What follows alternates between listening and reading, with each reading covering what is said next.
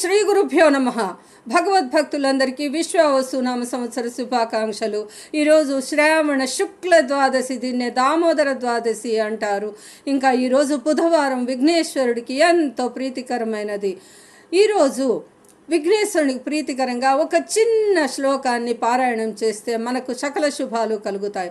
అది ఏంటంటే, సుముఖశ్చ ఏకదంతశ్చ కపిలో గజకర్ణక లంబోదరశ్చ వికటో విఘ్న రాజో గణాధిప ధూమకేతుర్గణాధ్యక్ష ఫాలచంద్రో గజానన వక్రతుండ శూర్పకర్ణ హేరంబ స్కంద పూర్వజ అంటూ స్వామివారికి గరికను సమర్పిస్తే స్వామివారి దివ్య అనుగ్రహం కలుగుతుంది.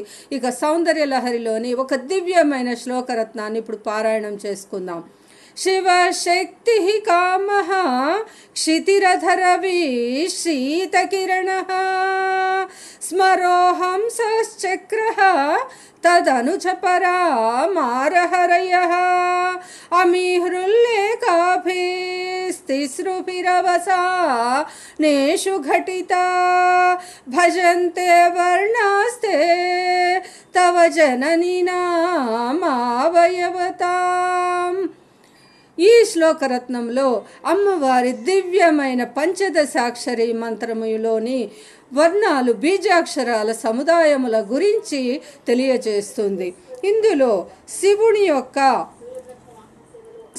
యొక్క శక్తి యొక్క, ఇంకా కాముని యొక్క, భూమి యొక్క బీజాక్షరాల సముదాయము, ఇంకా సూర్యుడు, చంద్రుడు, స్మరుడు, పర, మారహరి అని 5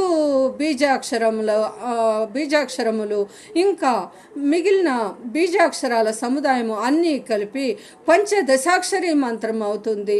ఇది ఎంతో దివ్యమైనది, మహిమాన్వితమైనది. అనుష్ఠానపరులు పారాయణం చేసి ఎన్నో దివ్యశక్తులను పొందుతున్నారు. అటువంటి దివ్యమైన శ్లోకరత్నం ఇది. ఇంకా ఈరోజు బ్రహ్మాది దేవతలతో కూడి మనం కూడా అమ్మవారిని ఇలా స్మరించుకుందాం. అంబ పరమేశ్వరి అఖిలాండేశ్వరి ఆది పరాశక్తి పాలయ మాం, శ్రీ భువనేశ్వరి రాజరాజేశ్వరి ఆనంద రూపిణి పాలయ మాం అంటూ అమ్మవారిని కీర్తిస్తే అమ్మవారు బ్రహ్మాది దేవతలతో కూడా మనని కూడా అనుగ్రహిస్తారు. ఇక ఈరోజు బుధవారము రామనామము, అమృతమయమైన సప్తాక్షరి మంత్రము. శ్రీ రామ రామ రామ ఇతి రమే రామే మనోరమే సహస్రనామ తత్తుల్యం రామనామవరాననే అంటూ ఈ దివ్యమైన మంత్రాన్ని కనుక అనుష్ఠానం చేస్తే మనకు ఎన్నో శుభాలు కలుగుతాయి. ఇక ఈ వీడియో నచ్చిన వారు లైక్ చేసి, షేర్ చేసి